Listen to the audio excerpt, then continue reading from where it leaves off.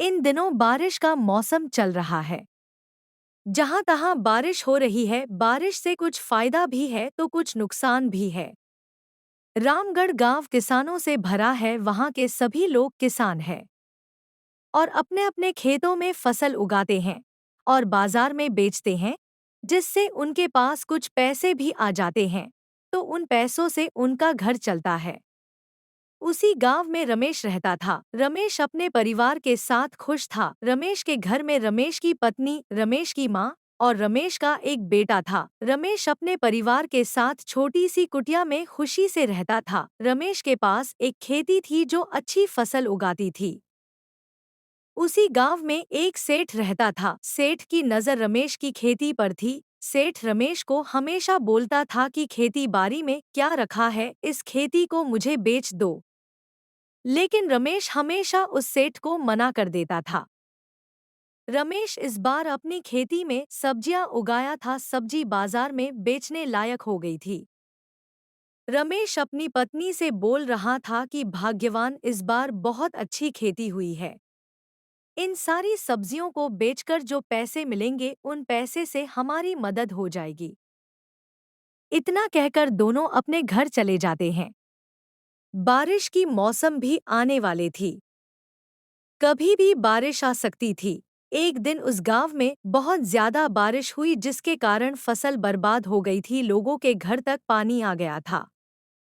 लोग खाने के लिए तरसने लगे। बारिश के वजह से रमेश की भी फसल बर्बाद हो गई, जिसके कारण घर में खाने के लिए अनाज नहीं था। रमेश अपने मन में सोचता है कि अब मैं अपने परिवार को कैसे संभालूंगा, परिवार का भरण पोषण कैसे करूंगा। तभी उसकी पत्नी बोलती है, क्यों ना हम अपने घर को गिरवी रखें और उन पैसों से समोसे की दुकान खोलें, जिससे हमें परिवार को चलाने में मदद हो जाएगी। रमेश कुछ सोचता है और अपनी पत्नी से बोलता है, तुम ठीक बोल रही हो। समोसे बेचकर जो पैसे मिलेंगे उन पैसों से हमारी मदद हो जाएगी। इसके अलावा हमारे पास कोई साधन भी नहीं है।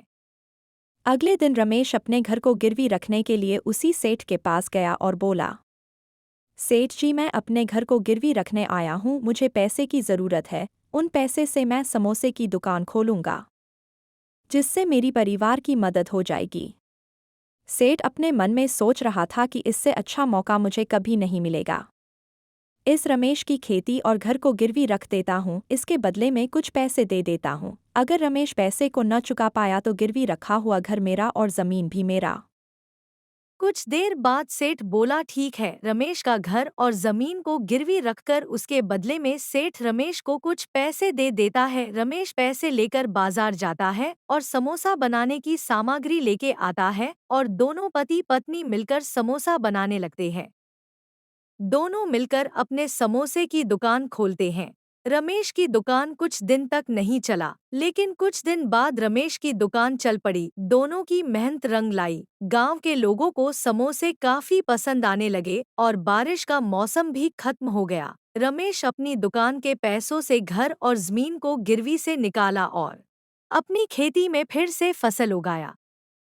सेठ रमेश की दुकान को देखकर जलने लगा। सेठ सोचने लगा कि मुझसे ही पैसे लेकर रमेश अमीर बन गया। अगर इसकी दुकान ऐसे ही चलता रहा तो रमेश मुझसे भी ज्यादा अमीर बन जाएगा। मुझे ही कुछ सोचना पड़ेगा ताकि इसकी दुकान बंद हो जाए और रमेश पहले जैसा गरीब बन जाए। सेठ एक दिन अपने साथ एक मरा हुआ तिलचट्टा लेकर पैकेट में रख लिया और रमेश की दुकान पर चला गया और रमेश से बोला, भाई मुझे भी समोसा खिला दो। मैंने तुम्हारे समोसे के बारे में पूरे गांव वालों से तारीफ सुना है, एक तो मुझे भी खिला दो, मैं भी तो देखूं तुम कितना अच्छा समोसा बनाते हो। रमेश बोला, ठीक है सेठ जी। रमेश जल्दी से समोसे को तेल में तलकर सेठ को दे दिया। सेठ को समोसा बहुत अच्छा लगा, लेकिन सेठ समोसे का तारीफ करने नहीं, बल्कि उसका दुकान बंद करवाने के लिए गया था।